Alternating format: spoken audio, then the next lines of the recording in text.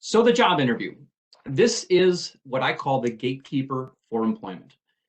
Many people get to this stage because they have networked, they have applied, put a good application in, they have maybe gotten some help with their resume and got that to a really good spot, and then they get to the interview. And this is where a lot of people get tripped up because they think I can prepare for an application, I can prepare to get my resume, but I can't prepare for an interview as well. So many people just end up winging it and trying to be very natural and unscripted. And for employers, in many cases, that comes off as unprepared. So what we're going to be talking about today is how you can put your best foot forward in an interview and meet the expectations of employers. How we're going to do that is we're going to be talking about researching the job and the employer. Hopefully you've done that very well before you apply, because you don't want to apply for a place that you're not interested in or you don't think you can do the work. But we apply for a lot more jobs than we get interviews for. And when you get an interview, that's your opportunity to kind of up your game and do as much as you can to prepare for that.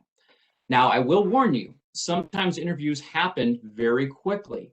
So you may apply for a job and that day you might get a call and you might get an interview. So you really can't put that off, that preparation for any job you're going to apply for. But in the best case, you've got a couple of days from when they schedule the interview until when you actually conduct the interview. So we'll talk about researching the job and the employer. We'll talk about knowing the skills they need, and more importantly, how your past work history relates to filling those needs. We'll talk about checking your attitude and a little preview of that. If you're not nervous going into an interview, I would be concerned as an employer. That means that either you think you can do this job no problem, or you don't want the job. So it's okay to be nervous in an interview, but you need to show an employer that you're eager to learn more about this possibility. So we'll talk about that. And then we'll talk a little bit about looking good in an interview, specifically how you can look good in what we're doing right now, which is conducting something very similar to how a lot of interviews are done right now, and that is remotely. Not all interviews are done remotely, so don't be thrown if an employer calls you in. That's going to happen more and more throughout the summer. But for right now, a lot of them are still done remotely. All right, so let's get started. So we're going to talk about the types of interviews. First off, there is the telephone screening. And in many cases, this was that first, let's see if this person is actually interested in this job. Let's have a brief conversation to see if who I see on the resume is who would show up in an interview. The reason employers do these brief, maybe 15-minute interviews is to make sure that once they bring someone in for that in-person or for that group online interview, it's worth their time and money. I did a kind of a case study on this a while back, and I figured out we were interviewing for a position within one of my companies that I used to work with, and we had people drive in from out of the area, and they had to stay at a hotel, and it was ridiculous amounts of money to interview. It was like, I don't know, $500-600 to put on an interview. If I get someone who comes in who is just not interested, or who is not who I see on paper, I've wasted a lot of money and I've wasted time. And I've wasted the opportunity to bring someone else in who was probably a better fit for this. That's why employers like to do these telephone screening. Occasionally you do in-person screenings, not as often. I've only done that once in my career where I did a mass in-person screening. But most of the time it's going to be a telephone screening. Now, to prepare for these is like you prepare for anything else, but the expectations are a little bit different. Your expectations are, you're probably not going to be talking to the person in charge of hiring. You probably won't get too much insider information about getting your questions answered of the minutia of the job or the fine points of the job. It's usually going to be a standard set of questions. Just answer to the best of your ability. Do not be offended if they don't have answers to your questions. They're just there to make sure that it's worth bringing you on to the next step. Now, through the pandemic, this is, and even pre-pandemic really, Some of the screening interviews happen as part of the application process. In the chat box, just to get us going here, has anyone ever had a video screening, what I call a canned interview, as part of their application? Meaning you fill out an application and then they said, answer these 5 questions on video and complete your application. I'm just going to look in the chat box here and see if anyone has had one of these. Okay, we got no, we got a yes, not yet. That's a good question. That's a good answer. Okay, a few people have. I'll give you an example of a company that does this. United Healthcare has a process in which they have a video recording of a question, and then it gives you instructions on how to answer. Now, I treat this just like an interview, and I appreciate what Deborah said. Yeah, it was challenging. It is different, and if you're not expecting it, it can be very nerve-wracking. My recommendation on that is read the instructions thoroughly and take the time they allow. So they'll say something like, watch this question, take 2 minutes, and there'll be a counter, and then hit record to give your answer. And once you're done giving the answer, they often give you an opportunity to re-record. So being prepared is really important going into one of those, but if you're not prepared, taking advantage of that full 2 minutes to maybe script out a quick answer, and if it doesn't go well, don't be afraid to re-record it. That just means you want to give your best answer. It's not a huge deal, but it's something that you're increasingly going to have to go through because it saves time and money for the employer. Okay. A selection interview, and by the way, don't get too concerned with the definitions or how we term these things. In many cases, an interview will be a combination of several of these descriptions that I'm giving you. Selection interview would be that I've gone through the screening, maybe I've even gone through a first in person, and now I want to have my final candidates, and I want to see who rises to the top, maybe the top 2 candidates. We'll be talking a lot about a behavioral-based interviewing because most interviews in some way, shape, or form will be behavioral-based, and that means they're going to ask about how you would react to a situation. So instead of saying, how do you do this, they would say, give me a situation in which you. So a hard skill question would be, how do you weld with, I don't know, welding, MIG welding, okay? A behavioral-based question would be, give me a situation in which a customer was dissatisfied with your weld, and how did you handle it? Many of us are very comfortable talking about what we do. We're less comfortable about talking about the interactions involved in doing that.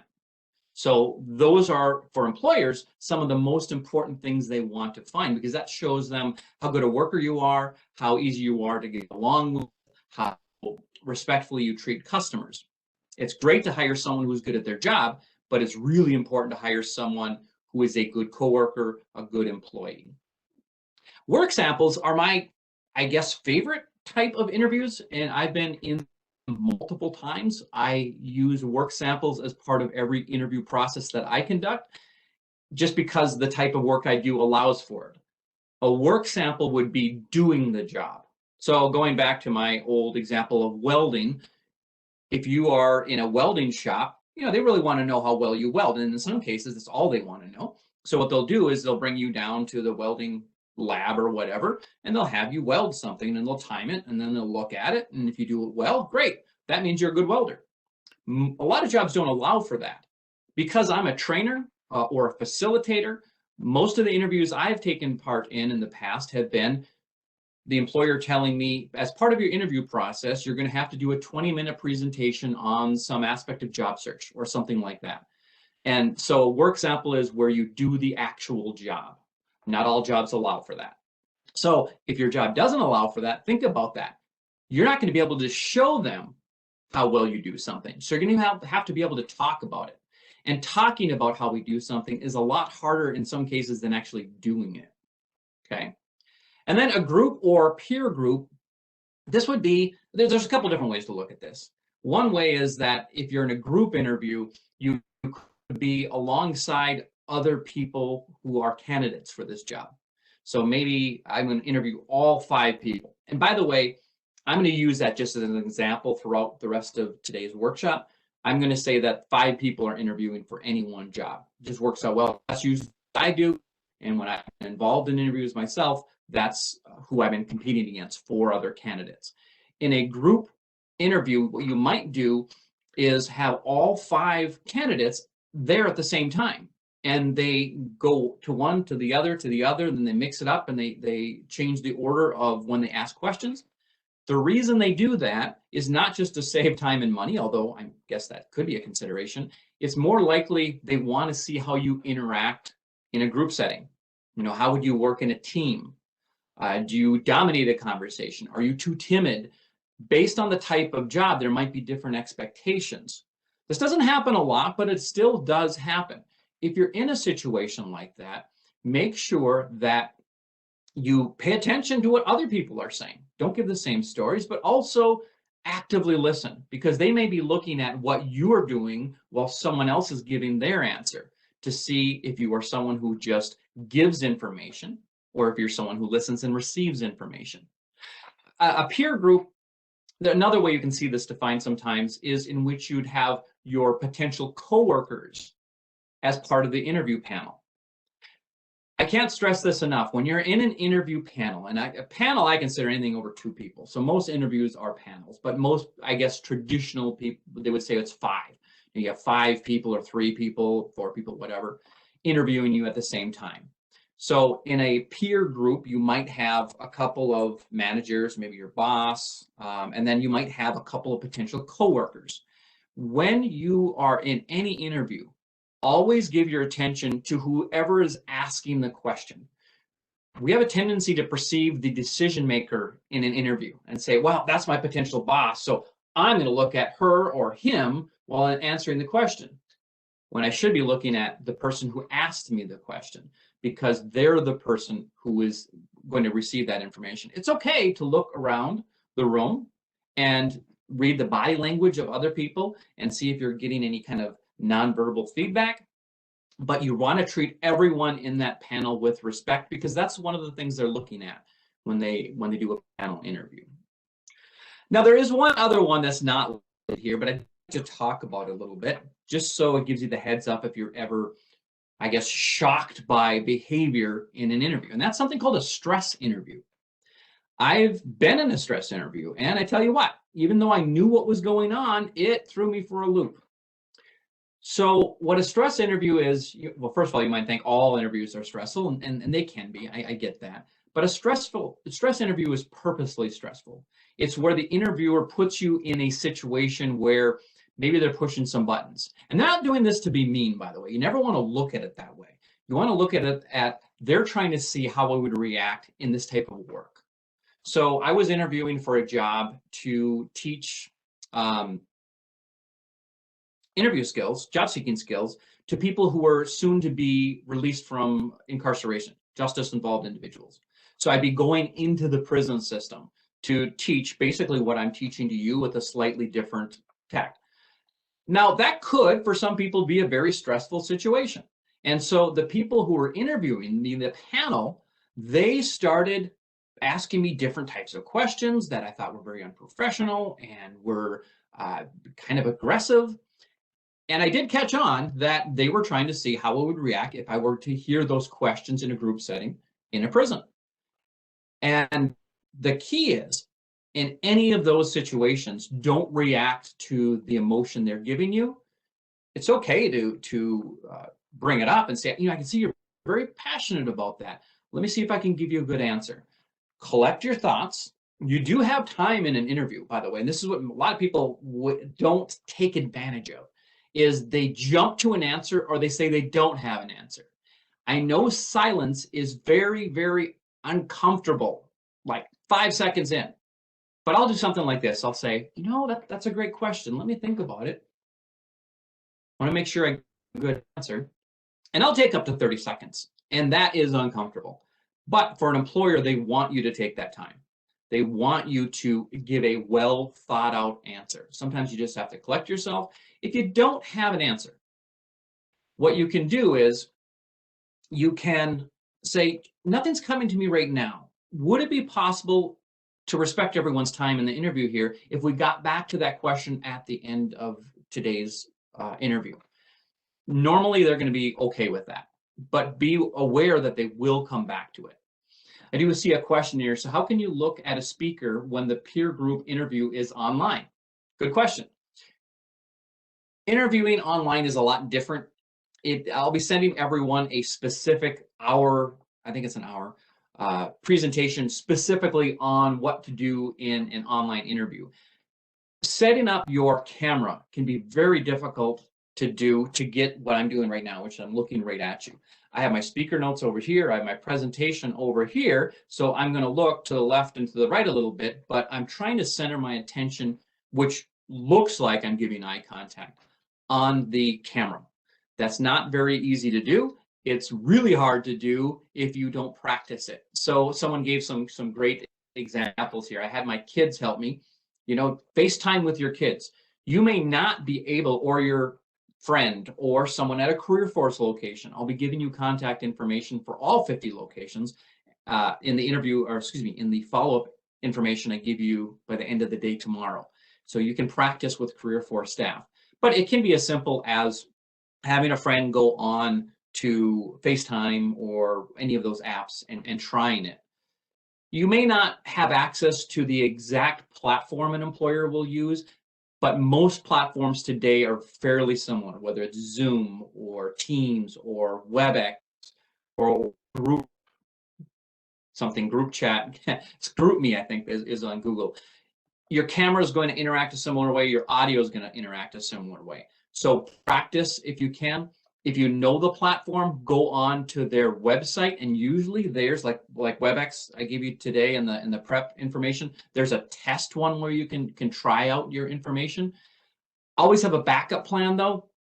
So if you're in a interview and everything's going horrible and they can't hear you, maybe you have to put it in the chat. Just say, can you give me a number to call in? I've had that save multiple interviews in which someone got hired because they didn't give up because it was a technological problem. They had a backup plan. So they called in and that worked. So be prepared, practice, practice, practice.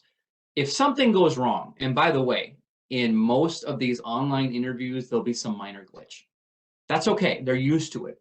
Don't focus on it. It's okay to apologize one time, but then just deal with it, but don't blame them. It may be their fault, but don't blame them, because then that's creating just a bad kind of atmosphere for good things to happen. All right.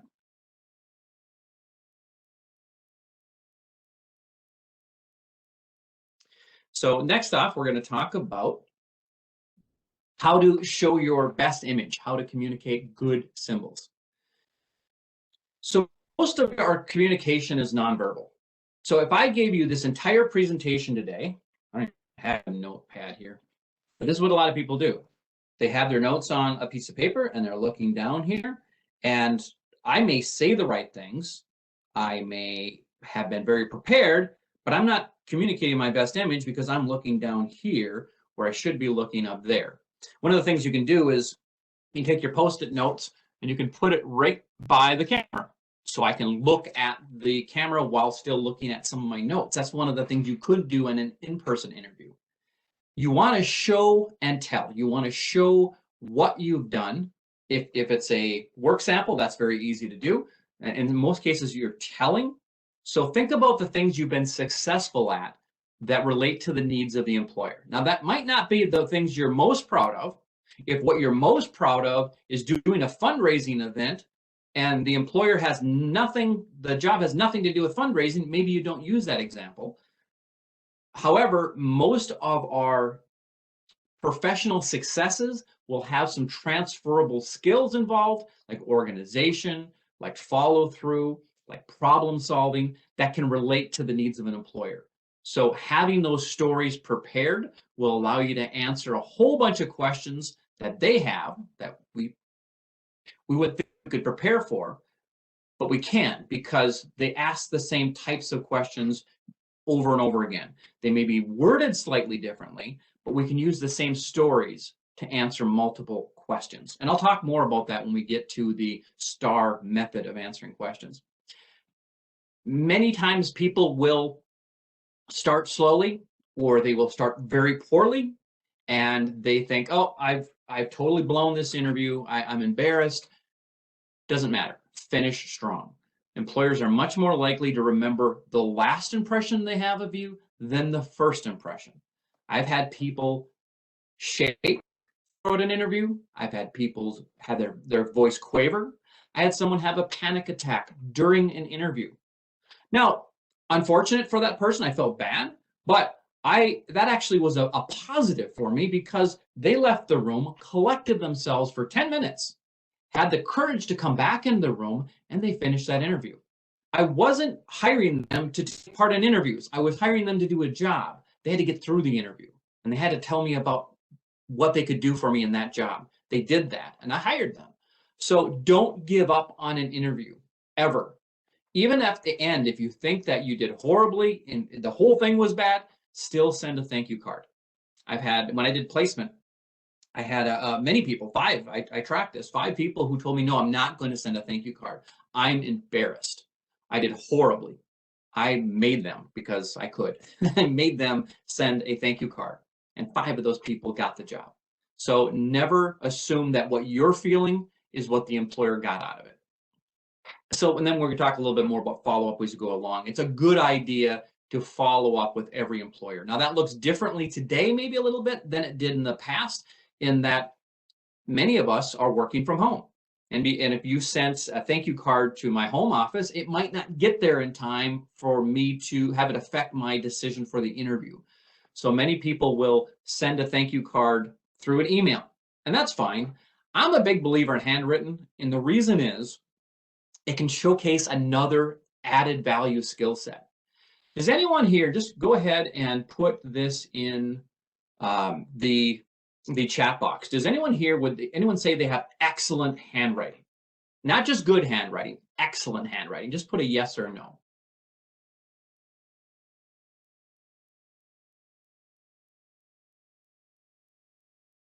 When I take my time, sure, yeah, okay. It doesn't matter how much time I take.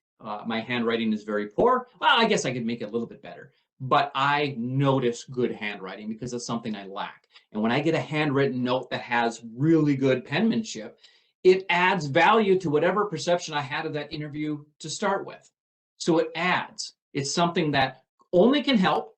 So why not try it? Now, might sit on someone's desk and no impact, maybe, but I'd rather have a possible than a never tried. So if you send an email that night, that's fine. Not a bad idea to also send in the mail that night, if you possibly can, because it usually takes a couple days, a handwritten thank you note. It can help. All right, I think I had a question about someone had to leave early and if I could send the notes. Yes, everyone will get the notes. So it says, do you send notes to recruiters after 15-minute? No, thank you notes to recruiters after a 15-minute phone interview. In many cases, that can be very difficult.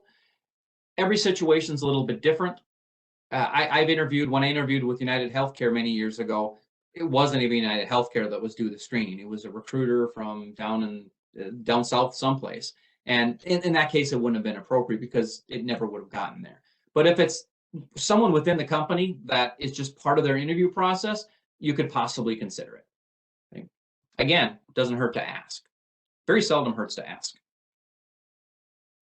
So we're going to talk about some of the tougher interview questions and how we handle them. The key on all of this, no matter what question is asked, is to be positive and be prepared. If we're prepared, we can be positive. If we're not prepared, sometimes we default to negative because many of the questions are going to deal with conflict. And when you ask me about conflict, I think of the emotions behind that and how it made me feel rather than how I handled it. So if I'm not prepared to answer that question professionally and positively, I'm going to default to negativity. And when negativity enters the interview, in many cases, that's going to be a detraction. In fact, I would think in most cases, it's going to be a detraction. Now, that doesn't mean that bad situations don't happen and that people aren't at fault for situations, but we never blame. We talk about solutions. So always think about, how did I solve this issue? not how do I vent about this person. Okay, so some of the ways we handle this is one of the ones, the sandwich method. So that would be putting a positive and on the bookends of a negative situation. So if someone asked you about an unreasonable customer, you can talk about, I always prided myself in being able to redirect negative customers for the best outcomes.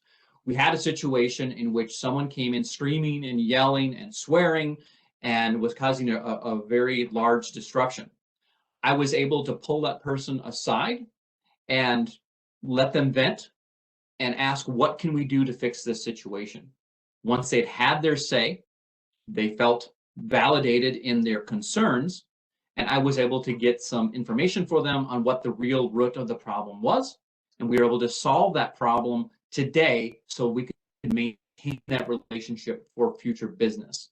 So that is a positive. I like handling these types. I pride myself. The negative of someone coming in and swearing and causing disruption, and then the positive at the backside of it.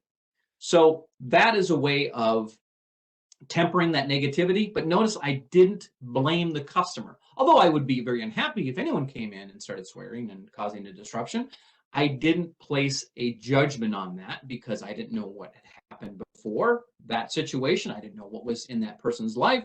And by the way, it doesn't help to blame anybody in an interview. It just doesn't help at all. A former employer, a former coworker, and certainly not a customer. Anticipate questions that might come up. So let's say that you've been off work. And by the way, this is another question that comes up quite a bit. In the past year, many people have been off for over a year. And for many job seekers, that is something new. They haven't experienced that before. So they see that as long-term unemployment. How could I possibly explain why I haven't worked for an entire year? Employers are hearing that every single day. You don't have to apologize for it. You don't have to go into great detail. It's what's happening to a lot of people. But if you've been out of work for, let's say, 5 years, you need to anticipate that they're going to ask something about that and have an answer. We're going to talk specifically about termination in a couple slides here. But as far as long-term unemployment, employers are more forgiving of that than any time in the last, at least in the last 20 years that I've been doing this, than ever. Okay, so you don't have to apologize, but you do have to talk about it and explain why and what you were doing during that time and why it's not an issue going forward. That's the key. If there's ever a negative and they know about it, and you have to talk about it, explain it briefly, and then talk about why it isn't an issue going forward, because that's all they really care about. Is it going to affect me? You want to be positive, but you also want to be honest. Never lie in an interview. But there are a lot of different ways of telling the same truth. Many people will say, well, I just want to be honest. I'm going to tell what a horrible employer my last boss was. Well, that's one way of telling your truth. Another way would be to describe the situation and maybe the communication style that didn't mesh well with yours and how you adapted to it. There's a lot of different ways. The more specific your questions become about these situations, the more important it would be to have a one-on-one conversation. So if you have a very, very specific situation, I would highly recommend you contact your local career force location and start developing that relationship, that ally basically in your job search, so they can help you walk through specific strategies on how to handle situations. You want to keep things brief. The time is usually 60 to 90 seconds for questions. There are exceptions to that. But unless you start timing out your responses to some standard questions, you'll either go way too short or you'll go way too long. I asked an interviewee the first question, which is a very common question: tell me a little bit about yourself. Notice I said a little bit about yourself. The reason employers ask that is to find out. Let's take a step back. The way you should think of that question is, tell me about your career as it relates to this position. Because that's what they're really asking in most cases. So they're not asking your life story. They're not asking what your hobbies are, what your family interests are, where you've lived, all those types of things, which we may think of as, a little bit about myself. Think of it as, what led you to this point in your career and why do you want this job? you can prepare for that one because it's asked quite often. I had an interviewee go on for 20 minutes in an hour interview on that first question, and I had to politely cut that person off because we needed to get through the rest of the questions. That is what we call nervous talking. It's very easy to do because you get into that comfort, like, oh, if I keep talking, they can't ask me anything I'm not prepared for. So timing yourself out, taking out your phone, putting the timer on, answering some standard questions, 60 to 90 seconds, you kind of get a feel for it. And then you want to focus on your skills. Everything should go back to skills. In a previous presentation, I had talked about identifying your skills. The reason that's important in an interview is you should have a goal in an interview of, here are the top 5 skills. At least this is one strategy I use. I always go into every interview thinking, what are the 5 things they need to know about me for me to get this job? So all of the questions that they ask, or the answers I give to the questions, will skills that I bring to this job that are relevant based on the research I've done, based on looking at that job posting, highlighting the skill sets, thinking about, of these 20 skills they're looking for, what do I very specifically bring that I'm proud of, that I think I'm really good at, that could allow me to do this job? And I intersperse those through the answers I give to the questions they ask. At the end of an interview, they'll usually ask you, do you have any questions for us, or is there anything else you'd like to add? They may not say that, but even if they don't say, is there anything else you'd like to add? I say, you know, I did have a couple of questions, but there was one thing I'd like to add if I could. I've never had an employer say, no, you can't do that. You can't add anything. Never had that happen. And that's my opportunity to go through my checklist and, okay, I hit the 4 skills, but I wasn't able to work that one in, that one extra skill. I would say, you know, one of the things I really believe I could bring to this job is conflict resolution. That is something that I've worked on very purposely throughout my career, and I have 20 years or 15 plus years, however you want to put it, if you're worried about, you know, that ageism factor or be considering, you know, getting close to retirement, for 10 plus years. And it's something I think I could uniquely bring to this position based on my experience. That is having a very strong purpose in an interview. We have there's a fallacy in interviews that the employer has all the say, that they have all the control. The person who talks the most in an interview is the interviewee. I'll ask a 15-second question and you give me a 60 to 90-second answer. Who has more power there?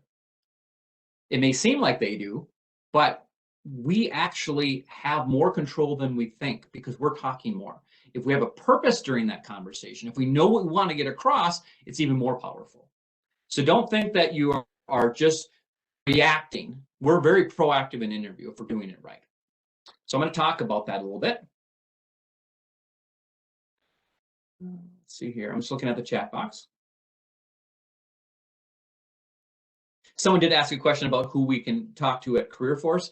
Like I said, I'll give you that follow-up information and I'll explain how you can set up a mock interview through your local CareerForce in that follow-up email. So this you may have heard of before. A lot of people have heard at this point of the STAR method. I love the STAR method. I use it in every interview. It's something I use to practice for every interview. One of the things you can do is you can go on Google and type in, you know, top 30 behavioral-based interview questions. Never Google top interview answers. That's a mistake I think a lot of people make. And the reason I say it's a mistake is in an interview, I can always pick out the internet answer. I'm going to define that. The internet answer is the top 30 answers to behavioral-based questions. When I hear the same story over and over and over again, it means less and less and less each time. The only way to elevate yourself in an interview is to tell your story. Think of it. In an interview, if there's 5 people, they're all qualified. Ideally, and that's not always the case. There's no absolutes. But if I get 100 applicants and I filter it down to the top 5, I, as an interviewee, against 4 other qualified candidates. How can I separate myself from those other qualified candidates. And the way I can do that is to tell my specific and unique stories. And by unique, I mean that doesn't mean they have to be far out there and crazy stories. It means that it happened to me specifically. So when you look at other people's answers, interview panels have heard before, not just before, they've heard them tens, maybe even hundreds of times. So your star stories should be about your unique experiences. How they're broken down is you talk about the situation, here's what happened. And then you say the task, here's what I needed to accomplish to rectify that situation. The action are the steps you took to accomplish that task. And then the R, I like to say PR, but that doesn't sound as good as star. I don't even know how you'd say that. Stopper. That's the positive results. Unless there's a positive result, you need to have a different story. So even though they may ask you an absolute question, like tell me about your worst client, your worst customer, and maybe your absolute worst customer is someone who came in and threatened staff and stormed out and you never saw them again. There's nothing you can really talk about there and how you solved a problem, how you dealt with the issue. So even though the truth is that was your worst customer, that's not the star story you tell because it doesn't end in a positive result. Okay, so these are, excuse me just a moment. These are stories that you can prep. If you have, let's say, 5 to 10 good star stories that you've worked out, and I actually work them out this way. I put a table together, STAR, and I write the questions down, the 30 questions I Google on the internet, and I come up with answers. What you're going to find is many of the questions can use the same story. So if you Google the top 30 questions, you look at the first 5, and in many cases, you can use the same story to answer all 5. Now, another question I get is, can I use the same story to answer multiple questions? That's not really what I'm getting at. I'm saying if any one employer could ask a whole bunch of different questions, you could use a story to meet any of the needs of multiple employers, but you shouldn't be using the same story to answer every single question. Where I've seen this go wrong is someone with a military background. What they'll do is they would say, once again, I'd like to go back to my military experience. That's fine to go back to the military experience, but don't label it military experience. Don't preface it like we're going back to that same story. If most of your career was in the military, you've got that's your work history. That's where you draw it from. You don't have to put it into a cubbyhole, or you don't have to put it into a grouping that they're going to think, oh, this is nothing new. Just say something like, when I was on KP duty, I had someone who was not happy with the food. When I was a sergeant, I had this. I had someone under my command who had this, or put it in civilian terms if that's applicable. But you shouldn't have the one story that you pull from for all the questions they ask. Interviewers can ask anywhere from 10 to 20 questions. Some only ask a few, some ask a whole bunch, but 10 to 20 is probably right around the ballpark you'd be looking at.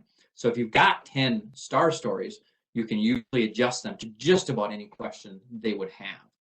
So an example of this could be, let's say that someone said, tell me about your worst boss. Okay, that's a very negative question, isn't it? It almost begs me to vent about this horrible boss I had. Well, I would never do that. Even though they're asking, I would never vent. First, I'm going to rephrase it, kind of using the sandwich technique a little bit. And I could say, my most challenging boss was probably the boss I learned the most from in the end. I had a boss, my boss had been hired in with a company, had been someone who was very hands-on and called me on the phone every single Thursday. And for 2 hours, we talked about the problem that week and we dealt with them. When my new boss came on, this person was much more of an email manager and communicated heavily through email and very little through phone. So what was happening was I was getting 10 to 20 email notes a day that were very hard to respond to in a timely manner because I had a lot going on at any point during the day. Okay, that's the situation. I just talked about the situation. The task, I needed to find a way to more effectively communicate with this new manager because the communication style I'd used in the past was no longer effective and my performance was suffering. That's the task. Action. So I did two things to accomplish this. The first was, this is very common nowadays, but what I had done at that time is I shared my calendar with my boss so that she could see what was going on at all points during my day. So if I wasn't immediately responding, she could see, oh, he's in a class right now, or he's in an interview right now. And so the expectations were set for when I would respond.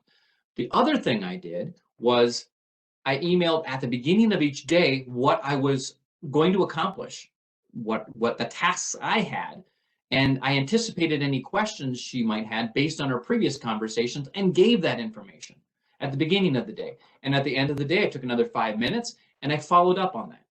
And what this did after 2 weeks of this, trying this out, is the 10 to 20 emails I was getting per day turned into 1 or 2 a day, and then 2 or 3 a week. Because what I had done was I had adapted to the needs of this new communication style. Once I had done this, I learned a great deal from this manager, and she is one of my references. That's the positive results. That's about 90 seconds if I were to say it all in one breath or all in one group there. And the idea here is they asked me about my boss. I somewhat adjusted, saying it was a challenging situation to not place blame. And then I walked through the situation, what I wanted to accomplish, how I accomplished it, and the results, the positive results. This will not come to you off the top of your head. What will come to you was, I got this new micromanager who had totally unrealistic expectations of what I could accomplish today, and I couldn't get any work done because she was emailing me all the time. That might have been how I felt about it at the time, but what did I do about it and what were the results is what's important, okay? So never go with the immediate emotional response, and the more prepared you are, the less likely you are to do that. Quick look at the chat box here. Okay, so we're going to get to questions to ask employers at the end of an interview here in a moment. Someone said a handmade card is even better. Yes, it can be. If you're any Cricut people out there, I'd be a little careful about how artsy you get with it. Cricuts are really, really fun, but you got to be a little careful. So we're going to talk next about some of the more difficult interview questions. That one we talked about already is tell me about yourself. Again, time it out. It's better to be thought of in your head as, what have I done up to this point in my career that relates to the needs of this position? You know, I started my career in this, which led me to this. I really enjoy doing this, which is why I think I can bring skills to your needs. 60 to 90 seconds. I always ask candidates, why are you working for this company? If your main objective is to get the highest possible paying job with the best benefits, I get it. That's a huge deal, and that's a really driving force for many people, but it's not for employers. Because people who are only looking at the highest salary will go to the next job that has a higher salary as soon as that opportunity becomes available. That's why we don't ask about benefits or wages in that initial interview, because that's not what we're talking about now. We're talking about, are you qualified for this job, and why do you want to do the job? What interests you about the job? Because if you're interested in doing the job and want to work for this company, you'll stay longer, and that's a return on investment for that employer. We switch jobs faster than we've ever done it before, but employers still have an expectation of getting a return on investment. If I train you into this position, will you stay long enough for me to recoup my training costs? And that usually is 2 to 3 years. We used to say we switch jobs every 3 to 5 years. I would say 3 years now. Now, myself, I want to work at this job for the rest of my life. I love what I do. I'm very happy. I'm treated with respect. However, this and tomorrow. So I'm always networking. I'm always considering what's that next step. I'm always thinking about, who can I talk to next about why I want to work for them, and what case could I make for why I'm interested in their company. In an interview, you need to let them know about that, why you think you would like this job, and what you could bring to this job and what would make you happy in this job. The major weakness, we talk about that more than the strength one, but it's kind of a throwaway question unless you do it wrong. Doing it wrong is you give the internet answer, which is I'm a perfectionist. I like to do a great job. And because of that, I stay late or come in on weekends. I've heard that over and over and over again. It's not an answer. Even if it's true, it's not an answer because I've heard it too many times. Think about what's something that you are professionally working to improve on. It can't be something that's a deal breaker. So if you are applying to be a financial analyst, you can't say Excel is your biggest weakness because that's a deal breaker. If you are a office worker and Excel isn't one of the biggest parts of the job, you can say something that has caused me some stress in the past was working with the Excel program. What I'm doing currently is I'm taking the GCF Learn Free course online. I'm about halfway through it. It still is not one of my strongest skills. It's something I'm improving on, and I hope to continue to improve so I can offer that as a skill set to this position. I get it. We're kind of playing around the edges there, but it has to be something that you're in process with. It can't be something that you say, oh, I've completed this course and now I'm really good at it, because I didn't ask you what you're really good at. I said, what's a weakness? Any weakness you give, you should be actively looking to improve, and that's how you answer that question. The strengths one is something that we do throughout our presentation, our interview, and that is the 5 key things that you can bring to this job. But if they specifically ask you, that's a golden opportunity to think about what's the most important one. What's the most important strength I have that relates to their need? Okay.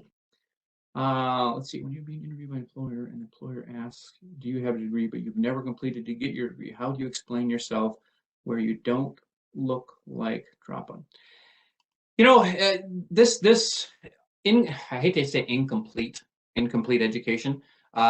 If you haven't finished a degree, again, like no other time in the past, that is more acceptable than it has been. There are times where it's a deal breaker. Well, at interview, they've already looked at that. So it's not a deal breaker if you're in the interview, as long as you're being honest throughout the application and your resume. Talk about what you learned during that time, and then talk about the life experience that you've gained since that time that led you to believe that you have the skills required of that. People are fairly realistic about what degrees do. You know, I went to college in the 80s. What possibly could I bring from that other than a piece of paper that is more important than the 20 years of experience I've had since then? So if you're fresh out of college, it's a huge thing. But if you're an older worker like myself, they may ask a question about it, talk about your experience, and go forward. If you're in the interview, it probably isn't a deal breaker. Okay. One of the ones that has been, well, can you give me an example of how you solved a problem? That's that behavioral-based questions that we talked about. And the 2 big categories in behavioral-based questions are problem solving and conflict resolution. And if you have a couple of STAR stories that deal with conflict resolution and problem solving, you can answer a whole bunch of the questions no matter how they phrase them. I'm going to be giving everyone in the follow-up, I'll give you a worksheet on the STAR stories. And what you can do is you can work out some answers, your answers to some common questions using the STAR method. It's a really good worksheet. Print off as many copies as you need, and that's a really good thing to practice. Okay. The one that throws a lot of people is, where do you see yourself in 3 years? The reason employers ask that is, remember I said, they need to recoup the benefits of, or the cost of training you into position, and they are looking at maybe 3 years to do that. So if you haven't thought of this as a 3-year job, they're going to wonder, is this someone I want to hire?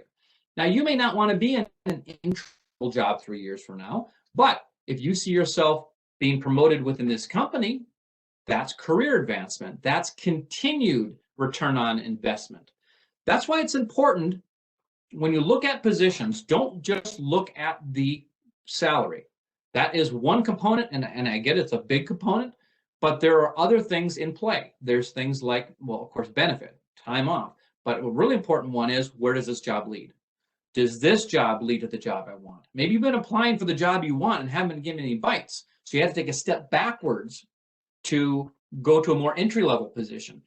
Try, if at all possible, to do that with a company that would afford that career advancement within that company. And the reason that's important is every time you reestablish yourself with a new company, they're not going to pay you for your past performance because all you're going to be able to do is talk about it. They haven't experienced it. So in my last 2 jobs, and this has been very fortunate, I've been very lucky, but I was promoted 3 times within my last 2 jobs, and I've worked those last 2 jobs for the past 20 years. The reason they were willing to promote me is they experienced that entry level performance. If I take that entry level performance and promote it to a new employer, I kind of have to start all over again and might have to take a step back in my career. In many cases, we do that. In some cases, we jump, and that's fine. Great, good for you. But always look at the potential for advancement as one of your criteria for where you apply to. And that's what that makes it very easy to answer that question. Where do you see yourself in 3 years? Well, I understand that this position quite often can lead to blank. Once I have learned this job and have proven myself in this position, I would really certainly be looking at that next step in my career with this company. That's one of the main reasons I'm excited about working here, is how you promote from within. Great. Talks about the research, talks about the networking you've done, and it has a career goal. All right. One of the most important questions, and we get this a lot. Why did you leave your last job? Everyone has a story. Sometimes it's a non-issue, sometimes it's a big issue. Good people get fired every day. There's no value judgments on any of this, okay? So I've worked with some of the best people I've ever worked with, been fired multiple times. In fact, if you think about it, most very high positions, most CEOs have been fired multiple times, and they still get jobs. And the reason is they talk about what they learned, what from that past experience to this new experience, and they don't dwell on the negativity of it, and they don't throw their former employer under the bus.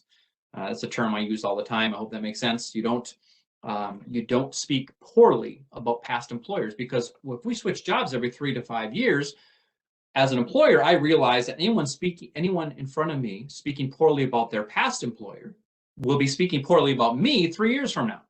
So even if it was a bad situation, you need to be able to handle it professionally. So the way you do that is you describe the situation, and then you describe why it isn't an issue now. In fact, I like to use the sandwich method on this one. I'll talk about one thing I really enjoyed about that job. So maybe it was that you enjoyed the coworkers, maybe you enjoyed the customers, maybe you enjoyed the culture of the business. You know, maybe there's a whole bunch of things you didn't like, but talk about one of the things you really like. So why did you leave your last job? Well, I'd worked for my past company for 7 years. I really enjoyed the customers I worked with. I was able to get 700 individuals into living wage jobs during the time I was there. Unfortunately, in my last 6 months of employment, I had a family issue that prevented me from meeting the attendance requirements of that position. And towards the end, the employer just could no longer accommodate the time I needed to take off. And they did let me go. That situation has rectified itself. It's not an issue going forward. And previous to that 6 months, I've always had excellent attendance and would carry that forward into this position. And I'm very excited to bring my experience to the needs of your customers. Okay, sandwich method. Now notice that even though it was uncomfortable, I owned up to I didn't show up enough and they let me go. I didn't say I was fired. I didn't say I was terminated, but I didn't lie about it. Because when you lie about something in an interview, it can come back to haunt you even if you get the job. All right. Excuse me. So after an interview, no matter how it goes, if it goes really great, awesome. If it goes really poor, don't worry about it. Still contact your references. Recap the interview for them. Let them know how it went. Assume they're going to get a call. We had some questions about questions you would ask an employer after an interview. In the interest of time, I'll send those to you as part of the follow along, just so we don't rush through it. Always send a thank you and be prepared for that next step, which is the job offer, which would be negotiating the salary. And I want to end on that. When you're offered the job, that's your one and only opportunity to get what you think you deserve, to get what you're worth. you may not get it. But if you don't ask for it, there's no chance of you getting it. So know realistically what you want so you can potentially counter. Some employers will not counter. It's this wage, take it or leave it. And I get that.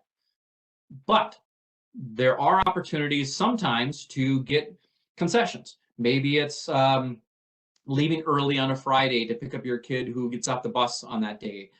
Maybe it's a different work schedule. You ever notice some of your coworkers have some advantages, have some special privileges that you don't? And it might be because they negotiated that as part of their hiring package. Once you're hired, that power is gone because you don't have a yes, I'll take it, no, I won't carrot to dangle in front of an employer. So be prepared to know what you're worth, ask for what you think you can legitimately get, and counter. You can always ask to take 24 hours to think about it. Now, they may say no, so don't ever put an ultimatum that I only work for this, because they may just say, you can't do that, and thank you, we're going on to the next candidate.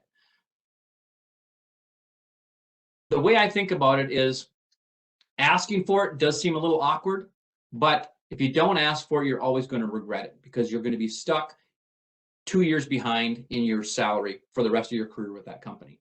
I've been able to negotiate not a whole bunch, but maybe $5,000, which is for me a lot, of a salary where they met me in the middle.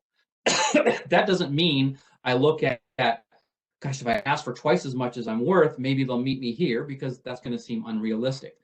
Sometimes they'll do it, sometimes they won't. I've had employers that will give an extra week of vacation, or they'll give what's called reciprocity for previous similar work. So they'll give you the next step up in vacation. There's a lot of options there, but be prepared for it because it's not something you think about off the top of your head. We are right at 11 o'clock. I'll take one more question. I was told I had to quit my job. I worked for them for 10 years. My alternative was to be negatively discharged. Yeah, everyone's situation's different. And when they ask you why you left your last job, now, if an employer says you can quit or you get fired, if you quit, it will hold up your unemployment in many cases, because you can't just quit a job and get unemployment in most cases, because that's voluntary separation. The reason employers that works for employers, they don't have to pay into unemployment. If they fire you, you could potentially bring a grievance or whatever, and there's all sorts of different things with that. My recommendation as far as in an interview is make sure you understand how it's noted in your employment file. If they call to check on your employment, what will they say? The reason for leaving. Many people who say I was in effect fired were actually laid off, or it was a voluntary. Go with whatever works best for you as long as it's the truth. Okay. In a situation like that, if you're concerned about how specifically to work with that, again, have that one-on-one conversation. Give the full story to a career specialist, and they can help you work through that. Yeah, and you're right. It seems like the lesser of two evils. It in some cases it is, and we use what works best for us in any given situation. Like I mentioned, tomorrow I will edit down the recording of today's presentation. I will send you the speaker notes with the presentation and some additional follow-up information, some worksheets to really help you kind of get into these questions and how to answer them. After this, in this short week, I really appreciate everyone coming out early in the morning on a Tuesday to talk about job search going into the summer. There are over 100,000 positions currently available on minnesotaworks.net. Employers are really desperate to hire people, not necessarily maybe in your industry, but there are jobs out there. So thank you everyone very much. I appreciate your time and your questions, and I wish you the best of luck in your job search. Have a great rest of your week.